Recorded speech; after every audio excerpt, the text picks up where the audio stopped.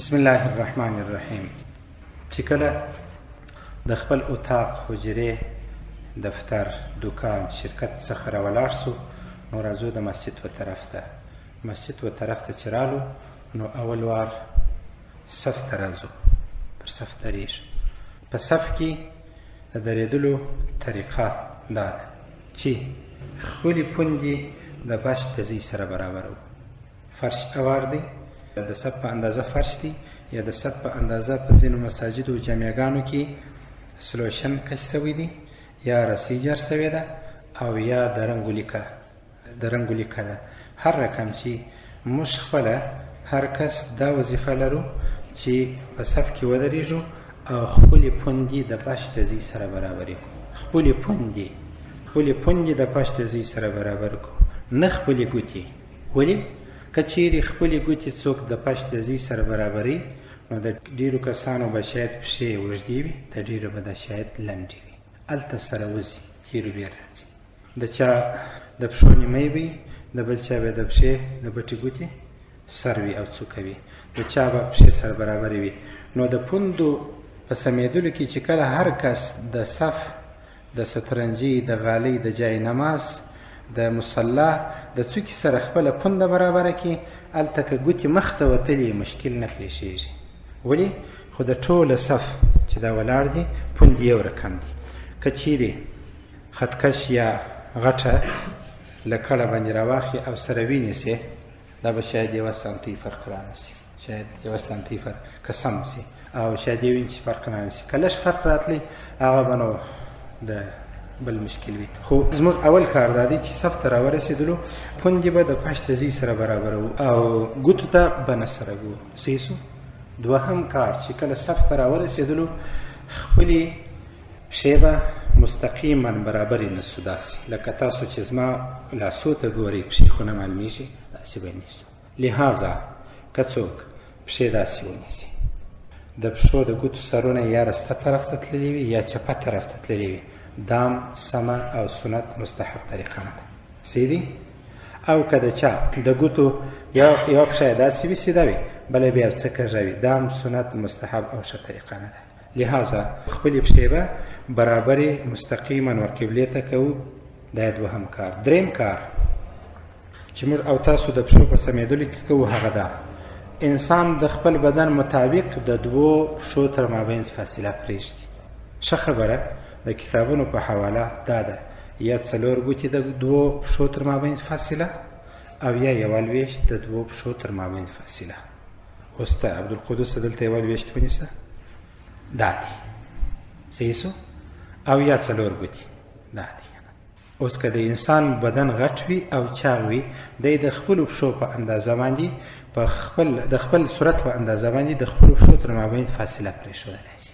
که چاغ وي، لږ داسې کېدلی شي، او که بیخي ډېر چاغ و، بیا څه فاصله نوره پرېښولی شي. خو عادي حالت کې لکه دا زموږ او ستاسو بدنونه چې وي، د 4 ګوتې فاصله بیخي ښه ده، اما که 1 شول هم څه دغه نه لري. یو بیخي داسې سره تلل، داسې فاصله زیاتول. بل کار به د ولاړې په حالت کې کم کوو، پر یوه پښه به نه درېږو. ما خو وینې یوه دا ول سره څه خیالات څنګه اچولي. دا دریم یا څلرم کار دا دی چې پر یوه پښه به تکیه نه لګو، بس مستقیما داسې ولاړ یو. ما ته خو ګورئ، داسې به درېږو. د اقامت په وخت کې به لاسونه بل کار، دا نوبلات شروع کوم، دا یې مرزم بل کار. اقامت شروع دی، لاسونه به پر نامنع نیسو، دا مکروه کار دی. تاسو به ځینې کسان لیدلي یوه لاسونه دلته اقامت په وخت کې نیسي. که طالب وي، که مؤذن وي، که اقامت کوونکی، که بل کس وي، د اقامت په وخت کې لاسونه دلته نیول مکروه کار دی. دا کار به هم نه کوو. څنګه به ولاړ یو؟ داسې.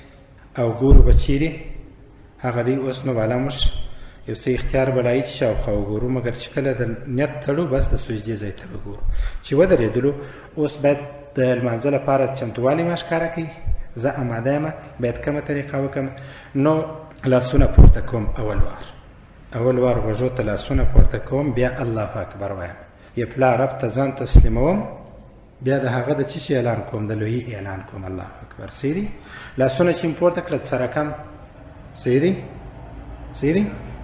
دا تو بست داسې غوږو نه دی صحیح، داسې ځینې خلک اوږې له ورسره داسې کوي، بیا خصوصا په دا ژمي کې نه وي چې د ځوانان ستړي سوي. ما لیدلي داسې هغه په ټوکې پیچلی داسې، نو نه داسې غوږو ته لاس وړل، نه داسې وړل او نه داسې وړل او نه هر ډول چې طریقې وي هغسې. اوس نو کومه طریقه زه به کومه، خو یو رقم باید غوږو ته موږ لاس نه یوسو. دا رقم هم ځینې خلک کېدای شي داسې وي، خو دا داسې ومنوي شي. نو موږ چې کله لاسونه غوږو ته پورته کوو، زموږ د فقه کتابونه دا وایي چې د لاس ګوتې د غوږو د نرمۍ سره برابرې شي، هغسې وایي.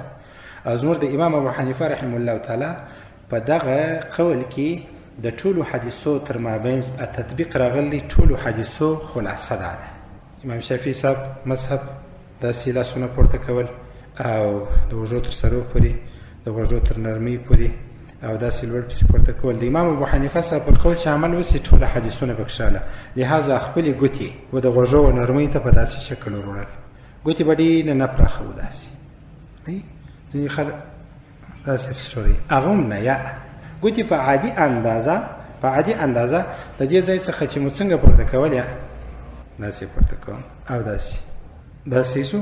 اوس چې مې ګوتې دلته یوړلې، الله اکبر راځم، تکبیر تحریمه لاسونه لاندې نه وړم، صحیح دی. د تکبیر تحریمې څخه چې را شروع شوم، الله اکبر، لاسونه نه وړم لاندې، داسې الله اکبر، داسې نه. تاسو نو زما څخه به د ویزا طریقه در ښیم، دلته راغلې ده، داسې به نه کوو. او ځینې کسان داسې هم عادت ولري، داسې چې الله اکبر کوي، داسې کړل بیا صحیح شو، دا هم نه وسي.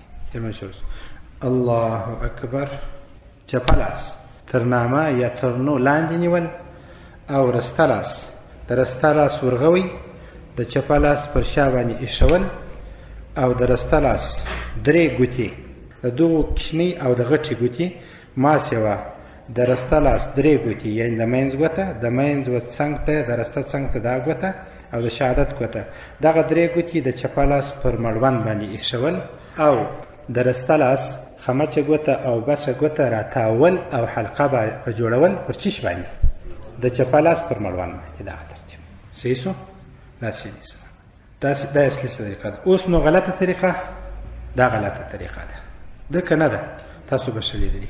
غلط طریقه دا غلطه طریقه ده، او غلطه طریقه دا غلطه طریقه ده، او د دې څخه ما سوا نورې طریقې دا غلط طریقې، ځینې داسې دا غلط طریقه ده. اصلا د فقه خلاصه د اقوال خلاصه ده. یو ځل بیا د رسته لاس ورغوي د چپه لاس پر شا باندې او د رسته لاس په خمچه او بټه ګوته حلقه جوړول، یا خمچه او بټه ګوته راتاول د چپه لاس پر مړوند باندې، او د رسته لاس د منځ درې ګوتې د خچي او د بټې ګوتې ماسیوه، د منځ درې ګوتې د چپه لاس پر مړوند ایښول. او بل کار خو مو دا ویلی وو چې تر نامه لاندې نیول. تر دې ځای پورې بس وي انشاءالله. نن ماخستن وعده به کوئ چې داسې ترتیب باندې نیت تړم. څه رقم؟ الله اکبر، داسې کو، بل هېڅ کار به نه کوو، علیده به ورته متوجه کېږو. زه خو دا وایم دا 2 رکعته نه دی، دا 2 رکعته نیت مه تړئ، د هغسې چې در باندې واجب نه سي.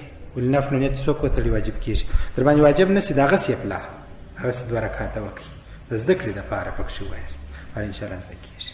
او که ما ته تېره باندې وکړه بیا خو نو زه ګرده ولاړم، انشاءالله زده کېږم، سبا به نور درس ووایم. ربنا ظلمنا أنفسنا وإن لم تغفر لنا وترحمنا لنكونن من الخاسرين.